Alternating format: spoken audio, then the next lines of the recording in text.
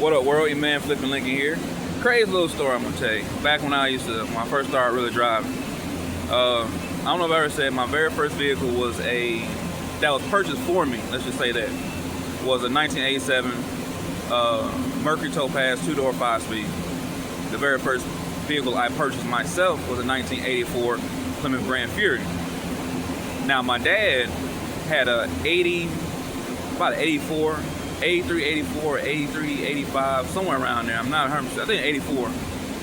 Chevrolet Malibu station wagon, white, blue volunteer, and that's actually the very first car. Well, not really.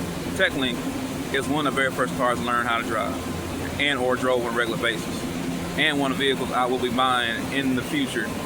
I have an idea for a Malibu wagon that I'm gonna do one day.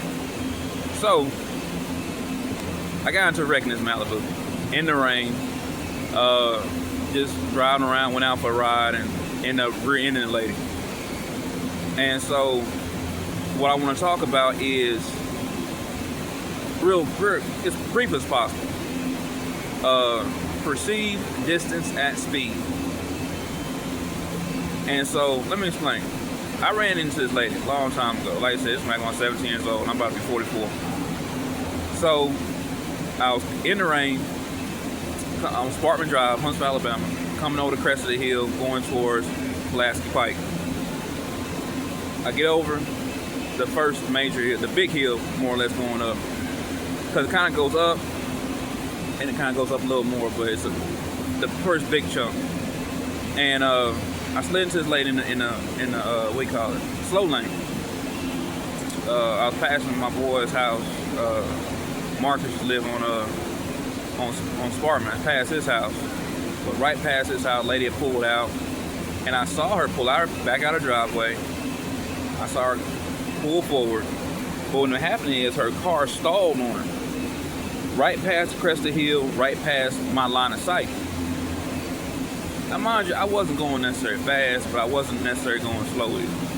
Going the flow of traffic. And so I ended up running into the lady. Her vehicle stalled, and I didn't see her. Couldn't stop in time, wet surface, etc., etc., etc. 100% my fault. No blame.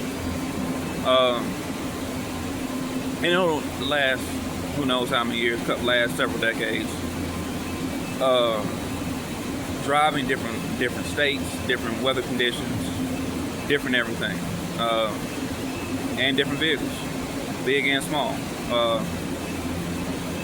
Perceived distance at speed is definitely a term I'm going to have to coin. Perceived distance at speed, and especially now living in Louisville, Kentucky, where the average driver drives ridiculously fast and or ridiculously slow, nor do they know how to use their 3 lanes, 4 lanes, whatever.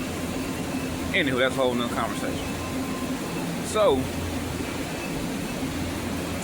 what I mean is perceived distance at speed. Yes, I'm going 70, you might be going 70.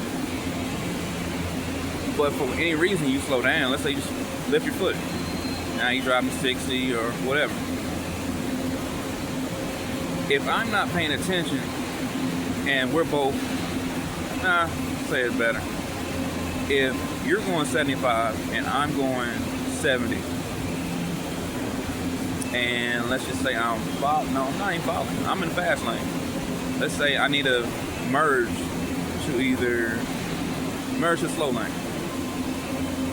It is assumed that you're doing a flow of traffic because I'm looking at you as okay. I'm not really closing distance. I'm right on them.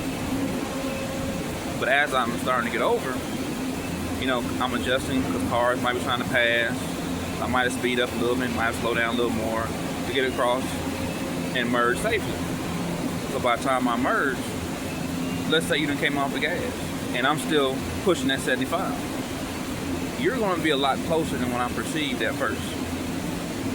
And then if you step on the brakes, which most people do for some odd reason, and say get behind them, now you drop speed even more, which means I'm going to have to correct and drop speed even more.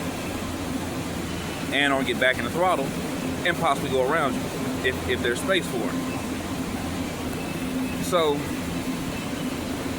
that's partly when I'm in a very crude way I'm trying to explain perception, perceived distance at speed. Things you close the gap a lot quicker when you're going fast. And especially when people start doing stuff stupid and not driving as fast as they should go. I don't know the easy way to explain that. I thought it out earlier, and like I said, came up with the term perceived distance at speed. Because I notice a lot of times when I'm driving, cars jump on my back tire all the time. No idea why. A lot of times I'm going the speed limit and or a tad bit more. People want me to be Mario Andretti for real. I guess it's something to be mindful of more than anything else. I know it's like an odd way to go about it. Perceived distance and speed though. Be mindful of how fast you're going and the world around you is moving as well. Other cars, you got to factor in what they're doing, looking at their cell phones, a kid in the backseat crying, whatever really. You have to sometimes pay a lot closer attention, especially in this day and age where people want to be hit to get over, and they want those type problems. You really and truly got to do that.